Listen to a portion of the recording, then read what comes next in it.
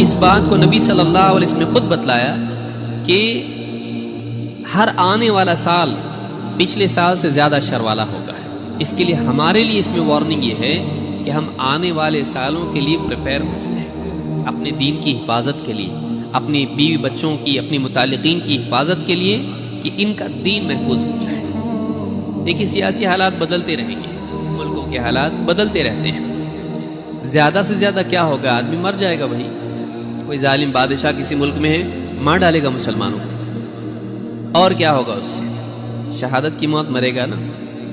لیکن اگر اس کے دین کو مار ڈالے گا، اگر وہ اس کے دین کو تباہ کر دے، تو دنیا میں بھی بربادی اور آخرت میں بھی بربادی ہے.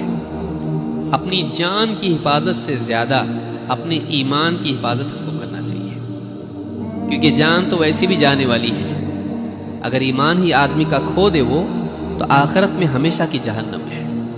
لہذا اس فتنے کے دور میں اپنی جان سے زیادہ ہم کو اپنے ایمان کی فکر کرنا چاہیے. عالمی سطح پر آپ کو دکھائی دے گا اسلام کے کئی ورژن، اسلام کی کئی الگ الگ تعبیریں. تو آج آپ کو یہ گمراہیاں عام طور سے دکھائی دیں گی، اور وہ جو گمراہیاں ہیں ان کے اسباب ہر ایک کے ہاتھ میں ہیں. فیس بک، یوٹیوب، گوگل اور نہ جانے کتنے اور ذرائع ہیں. آدمی اس پہ پڑھ رہا ہے، سن رہا ہے، دیکھ رہا ہے. اور گمراہی میں کتنے لوگوں کو آپ نے دیکھا ہوگا کہ پڑھ رہے ہیں. دنیاوی اعتبار سے گمراہیاں اور ہیں، بد اخلاقیاں اور ہیں، شراب، جوا، چوری، جھوٹ، زناکاری، بے حیائی وہ اپنی جگہ ہے. دینی اعتبار سے بھی آدمی گمراہ ہو رہا ہے کہ سرے سے اس کا ایمان خطرے میں آ گیا ہے، سرے سے اس کا اسلام خطرے میں آ گیا ہے. کتنے لوگ اسلام کو چھوڑ بھی رہے ہیں، ایسے بھی ہیں.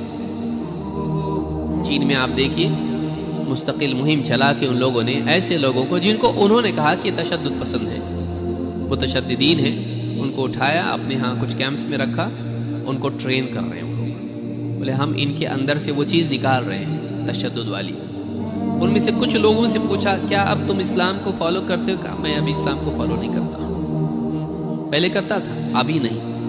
عالمی سطح پر یہ مسلسل تحریک بھی چل رہی ہے، اسلام سے لوگوں کو دور کرو، اسلام پر اتنے حملے کرو کہ جو کمزور اسلام والے ہیں وہ بولے ہم اتنا اسلام فالو نہیں کرتے ہیں.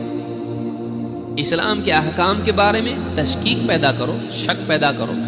اسلام کے احکام کے بارے میں بتاؤ یہ جبریت ہے، یہ ظالم دین ہے، یہ غلط کتاب ہے، یہ غلط نبی ہے. اور ٹیررسٹ اور نہ جانے کتنے جھوٹے جھوٹے القاب محمد رسول اللہ صلی اللہ علیہ وسلم کے بارے میں اس طرح سے بول کے لوگوں کو اسلام سے ورغلایا جائے، مسلمانوں کے دل میں شک پیدا کیا جائے. ایسا طبقہ جو پڑھا لکھا ہے لیکن دین نہیں جانتا، جس نے دین سیکھا بھی ہے تو آکسفورڈ اور کیمبرج سے سیکھا ہے، اس کی اپنی ایک اسلام کی تعبیر ہوتی ہے. تم لوگ بہت یعنی ضدی قسم کے مسلمان ہو، کٹ ملا ہو تم لوگ. اسلام ماڈرن ہونا چاہیے. وہ اسلام کا ایک ماڈرن تعبیر کر رہا ہے اور اپنے ساتھ ایک بڑا طبقہ لے جا رہا ہے، اس کے فالوور بھی ہیں اس کے پیچھے. ناچ گانا سب حلال، یہ حلال وہ حلال سب چلتا ہے اسلام میں. یہ بڑی مصیبت ہے.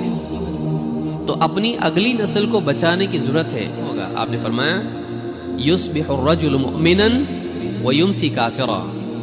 آدمی صبح کو مومن ہوگا، شام ہوتے ہوتے کافر ہو جائے گا. او یمسی مؤمنا ویصبح کافرا، اور یا پھر شام کو مومن ہوگا تو صبح ہوتے ہوتے وہ کافر ہو جائے گا.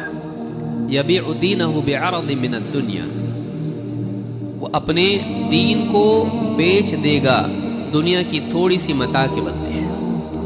تھوڑی سی دنیا پانے کے لیے وہ دین کھونے کے لیے راضی ہو جائے گا. سیاست میں کسی پارٹی میں سیٹ ملتی ہے، دین چھوڑ کے بھی چلے گا، گھنٹی بجانے کے لیے بھی تیار ہو جائے گا کہ دین نہیں کھو سکتے ہیں، سب کچھ کھو سکتے ہیں. یہ مسلمان ہوتا ہے، سب کھو سکتے ہیں، دین نہیں کھو سکتے ہیں. لیکن وہ دور ایسا ہوگا کہ دین کھونا کوئی بڑی بات نہیں ہوگی. پیسہ، مقام، عزت، جاب اور اس طرح کی جتنی چیزیں ہیں وہ اتنی اہم ہو جائیں گی کہ دین کی عظمت دلوں سے نکل جائے گی. یبیع دینہ بعرض من الدنیا، دنیا کی تھوڑی سی متاع کے بدلے وہ دین